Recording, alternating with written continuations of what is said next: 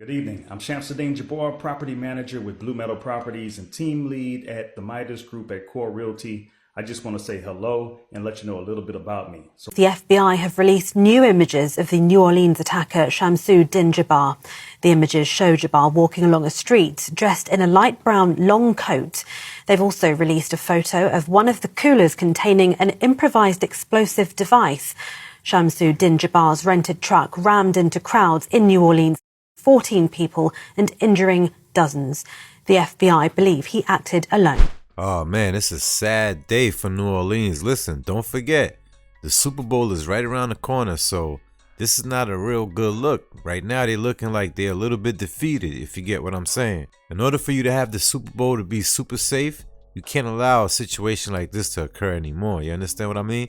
May those who lost their lives, may they rest in peace. With that being said, we about to react to the New Orleans massacre, right? I know a lot of you guys heard about that. Everyone was strolling, enjoying their night on New Year's Eve, and let's just say this crazed man went up there and just started driving and plowing people like it was a video game.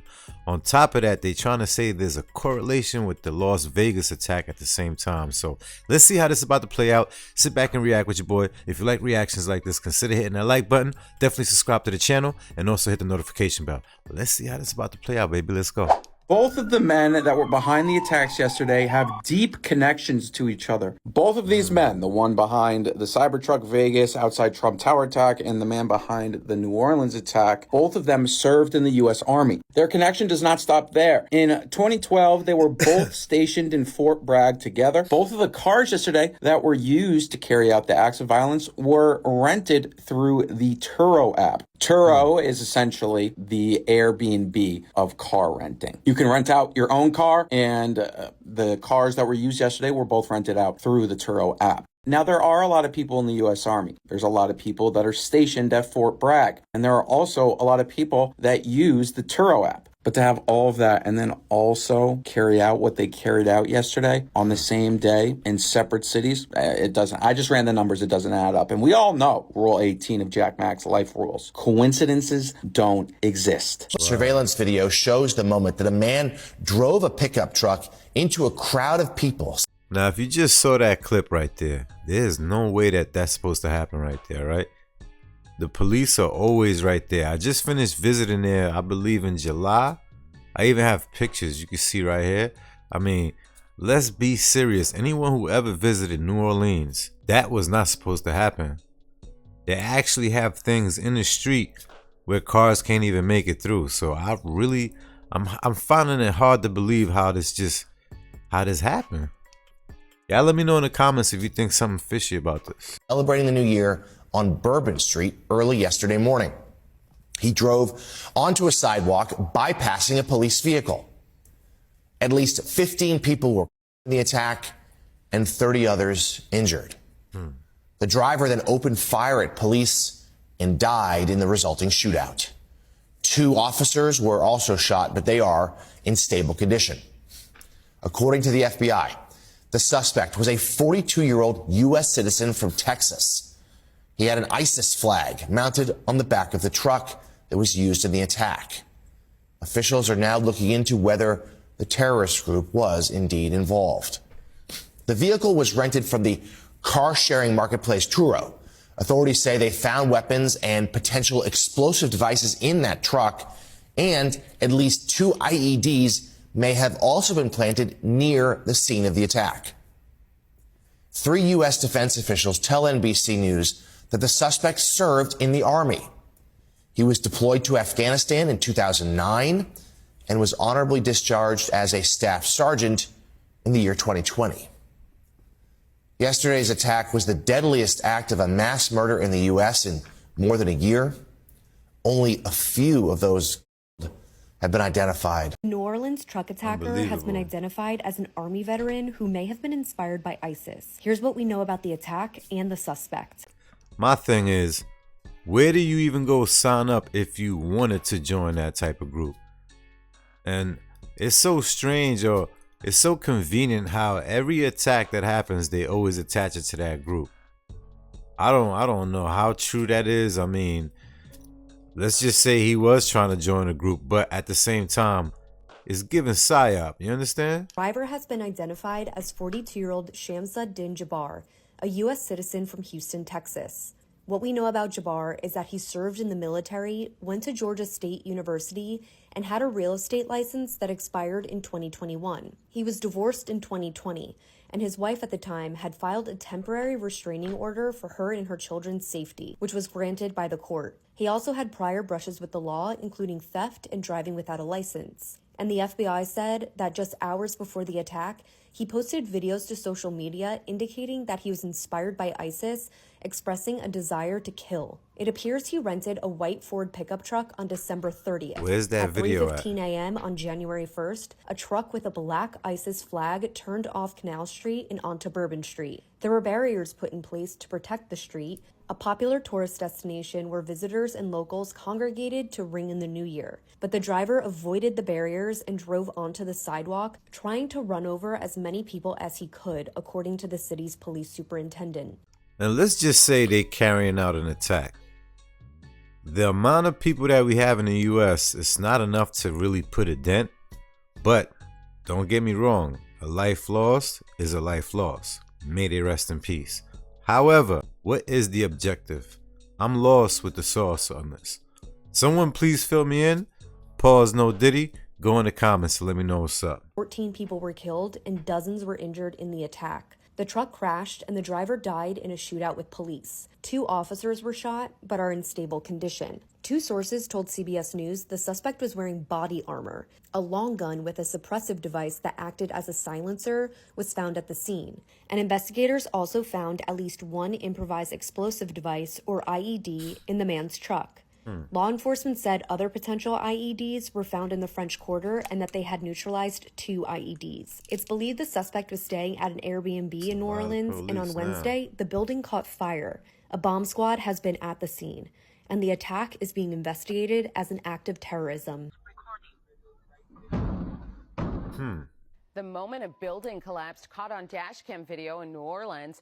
Part of the building suddenly came crashing down on Magazine Street near the Lower Garden District last night.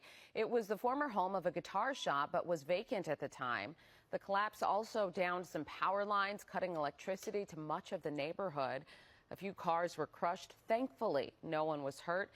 We are hearing from a witness who, heard and saw all of this unfold.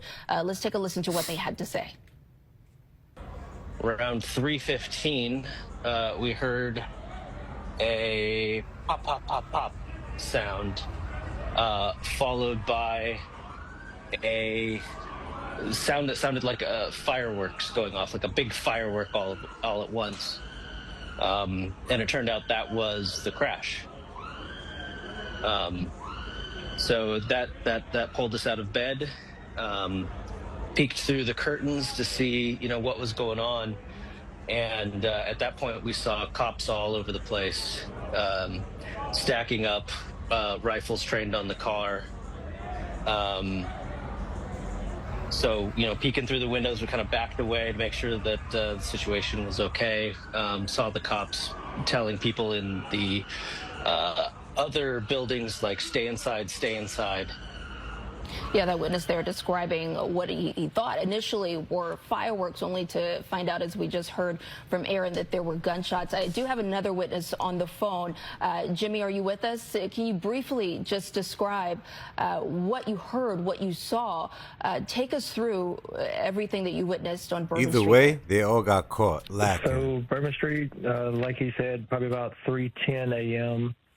We were heading towards Canal, which is the way the truck was coming towards us. We ducked off into a nightclub because we weren't sure what was going on at the other end, and it looked like just nothing we wanted to see, so we just ducked off into a club.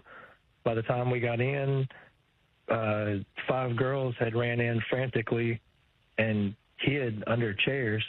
So us knowing where we were, we ran upstairs to the balcony to make it less available if something was following inside. And what we witnessed was body after body mangled, just as far as you could see. We counted 10 and at least 6 were instantly, clearly deceased. And they were trying to get everybody just to stay inside, but everyone had just completely disappeared. Like, after these people ran over, I think we were the only ones outside on the balcony, and we took video just for the sheer shock. Like, you don't see stuff like that on city streets. And just no one was helping them. You're not supposed to. Like, that was kind of the first crazy thought we had, is why is no one helping them? They wouldn't let us out. And obviously, like I told you, some were very clearly deceased, but others were yelling out. And it's just... I find that hard to believe. I find this strange. The fact that people were screaming out for help and they just let them, be however it was, or just stay in the state that they were in. It's like, I understand both parties. I understand why the police did that. They don't know who's who, so they just like, you know what? We need to arrest someone. They're not really concerned with maybe saving a life at that point. I think they're really concerned with getting a suspect. This way, they don't continue the madness. That's the only way I see it. I mean, at the end of the day, you're police. You still got to go up in there and save a life too. So y'all should have had some police officers going after the perp and the rest, making sure that they get the people out of harm's way. I mean, I don't know. I'm not a police. Y'all go in the comments and correct me if I'm wrong. The process. Yeah. And I can hear that shock in your voice. Obviously, this had to be horrific to witness. I mean, I imagine that you were there celebrating, with your friends, your loved ones, ringing in the new year. Yeah, and then to see and to watch all of this unfold, what was going through your mind, Jimmy? A lot, probably. Shock. Like, it looked like something out of a movie. These bodies were mangled, and we had just seen this one girl outside dancing when we were walking up. And not to be too graphic, but she was flattened. Like, this was a full-size F-150 4x4, and this girl didn't even look human. And then another one had to be a mother. She was dead in front of us, right at my feet, just twisted. Her skull. I mean, I could just keep going. Another gentleman, he was for sure deceased. He actually had tire tracks over his stomach and back. What? When they were trying to finally check on him. And another woman had got her legs. I literally stayed around the block from there. When he run her over, half her body was on the street, half her body was on the curb. So she obviously was very broken, but still breathing at that moment.